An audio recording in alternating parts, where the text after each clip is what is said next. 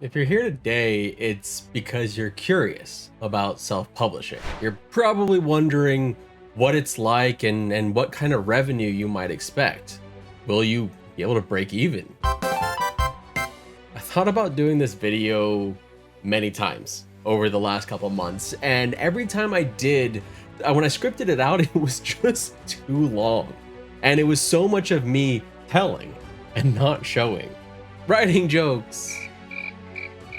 So I'm gonna jump in, but I need to give you a little bit of background first on who I am and the books I wrote. Travel back with me to 2015 when I was a starry-eyed, exhausted graduate. I was anxious about what the future held, but I was excited to go and see what I could do. I was prepared to teach history. I thought that's what my plan was. I had a shit ton of bad writing habits, all academic writing, and I had completely abandoned any dreams of creative writing. Now, a few months into my office job, and I was about losing my shit. I sought a creative outlet, any kind of creative outlet. I needed something.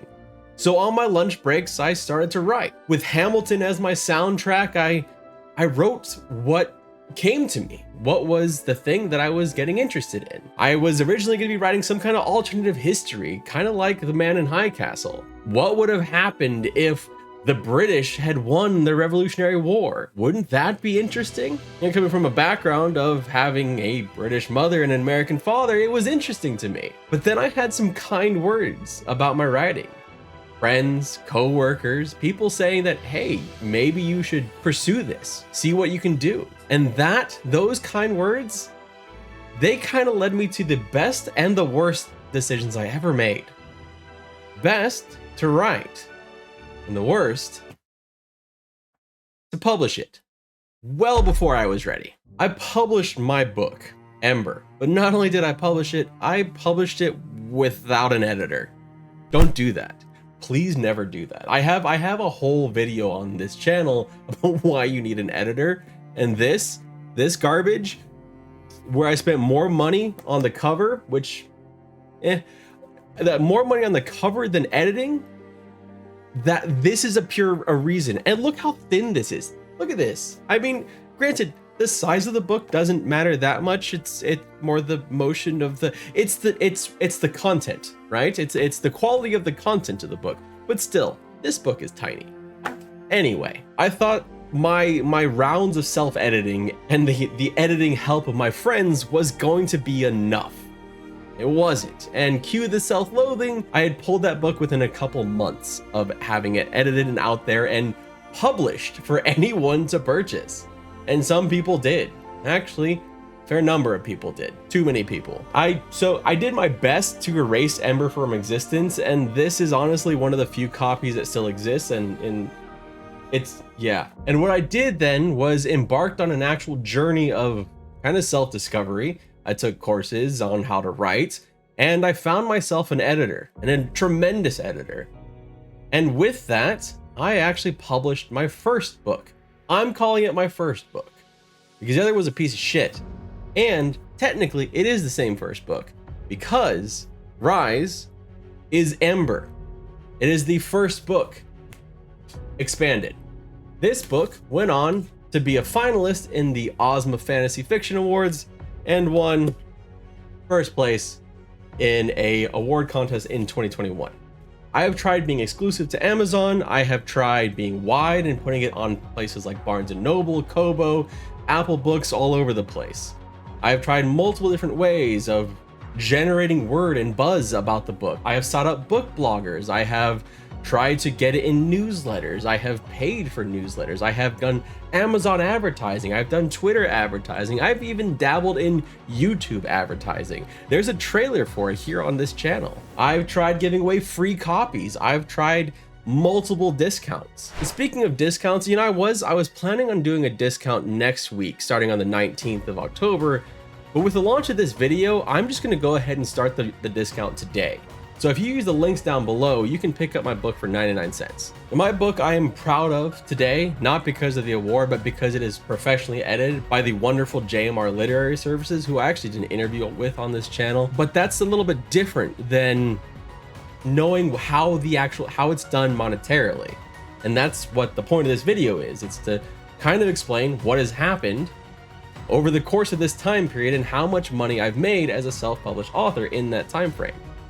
Now, I've also had one of the crowning moments for anyone in publishing, in self-publishing specifically. I was able to get a Bookbub ad, and that Bookbub ad we'll go into a little bit more detail later and how it has impacted my revenue. But if you are familiar with Bookbub at all, it is the largest newsletter out there, and it gets you the most exposure you can get as an author, as a self-published author anyway. So all that said, I've dabbled in a lot of different ways to try and make money while selling books. But how has that played out? How much have I earned with 2 books over essentially a half a decade? So let's just go over here to Kindle Direct Publishing and see kind of where I'm at. Wait a second, 4,644 copies over even over 6 years? That sounds like a lot. Sounds like a whole lot. That's, I mean, look at these spikes. 1,000. Wait. Oh, there's a setting I need to change. Hang on. Let's get rid of that one and 710.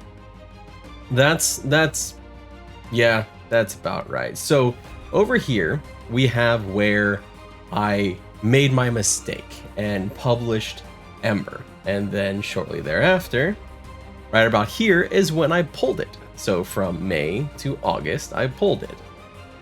Oh, maybe not. From May to October, I pulled it. So then you have this, couple years where I'm working on it, and then I launched it, and then didn't really advertise, and then I launched Stand, my sequel, and didn't really advertise. Then I started advertising a little bit here. Here's a bit more advertising, You might be wondering what this gigantic spike is right here. That is Bookbub. So if anyone ever tells you that Bookbub isn't worth it, this spike right here is Bookbub. Now, 710 total paid units between March 16th of 2016 and October 13th of 2022. But what is that in royalties? Well, first let's see the breakdown here. So total, we had 501 Kindle copies of Rise sold, 59 print for a total of 560. For Stand, we had 48 Kindle, 27 print, and 75 units. I have not run discounts on this book. I have run shit tons of discounts on this book. For Ember, we don't talk about Ember. Okay, so go up here to royalties estimator. Let's see. $0. Oh wait, no, we still need to actually fix something, don't we? Yeah. This. Lifetime earnings. As a self-published author. $872.45 from March 16th to October 13th, 2022. Now the interesting thing here is I had a lot of very nice people buy my book when it first released. This used to be the highest day that I had made. This was my very first book. It was a mistake, but that's okay. Then you go down here, and this was when I actually sold. I had my Bookbub ad, followed by another little bit of tail off from Bookbub, and that's where we end up with $872.45. Now you can see the breakdowns here of how I made that estimate. First, you have ebook royalties. All the ebook sales were $537.70. Print royalties, $277.55. Kindle Unlimited. Now keep in mind, Kindle Unlimited is only available if you are exclusive with Amazon. I have not been exclusive with Amazon through the entirety of my books, and I'm currently not exclusive with Amazon. I got $57 lifetime earnings from Kindle Unlimited. That brings it right up here to the $872. And you can see that thankfully, Ember is no longer my #1 selling book. Although the totals are, pretty close to Stand, we still have a lot higher total earnings on Rise, my initial novel. Now throw in an extra $150 or so from roughly $70 across different platforms, including my audiobooks that were released back in 2020, and we have our total $1,031.23. It's not too shabby. I mean, it's not an amazing amount of money when you spread it across half a decade. It's not a career, but that's not too shabby, right? right? But that's only part of the story. Earnings are one thing, but there's a cost to get there. Now, best I can do in a lot of this is some educated guesses or some rounding up and changing. So these numbers are not exact, but they are pretty close to what I've actually paid. Honestly, if anything, I am underestimating how much money I have spent. I have completely left out things like I had a website for a while and the cost of that website. There's certain things I just wrote off as not being relevant to this conversation. But these are the big costs I have as a self-published author. Editing for Rise, the first book, $1,260. Oof. We're already negative. Just with the editing costs. Negative $228.77. And that's pretty cheap, honestly, for editing. Editing for Stand, $1,965. Well, so we are now at negative $2,193. Editor discount that she honestly did not have to give me. She just gave me. I tried to give it back because I thought it was an error. She didn't tell me she was giving me this discount. It just showed up in the invoice and I was like, wait, what? Plus $247. That brings us back under negative 2,000. So, yay. Yay. Cover design, negative 350. That was for ebook covers and paperback covers for the two books. Negative 2,296. And that doesn't cover marketing. Amazon, negative 300, give or take. I'm in danger. Twitter. Don't use Twitter. I didn't like Twitter. Negative 200. Miscellaneous newsletters. When I say this, I'm talking about Book Barbarian, Fussy Librarian, E-Reader Today, those kind of basically any newsletter that is not Bookbub. Negative $600. So we're now sitting at just over negative $3,000, negative 3,400-ish or so. And then the big one that I would still recommend heartily to everyone, Bookbub, negative $700. Well, shit. After 6 years of putting my blood, sweat, and tears, and apparently a lot of my money into writing, I am in the red by about $4,000. I hope my wife isn't watching this. I love you. So one might think at this point, with essentially becoming a very, very expensive hobby, that writing, it may be time for me to throw in the towel with writing. This may be it. I should give up, right? Fuck no. Let's go back to the really important numbers here. This isn't the most important number for me, at least. And now, granted, that I'm coming from a place where I have a full-time job and I'm able to work at that. And I do eventually want to make writing my full-time career, but that is not currently the goal. The goal is over here. The goal is this number right here. Units ordered 4,644. Now granted, a lot of those are free units that will never be read. There's a potential that these books are being read by people that are enjoying them. 4,644 potential people enjoying what I wrote. That is why I write. That is why I started writing. This number means more to me than any of the other numbers that I can look at on this little platform here. The fact that this many people have given my book Rise a chance. That's what's important to me. That and the 44 reviews I have on Rise now. Those are important numbers to me.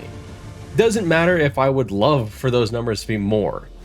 What matters is that those 44 people, except one who gave me a 2-star review, enjoyed the book.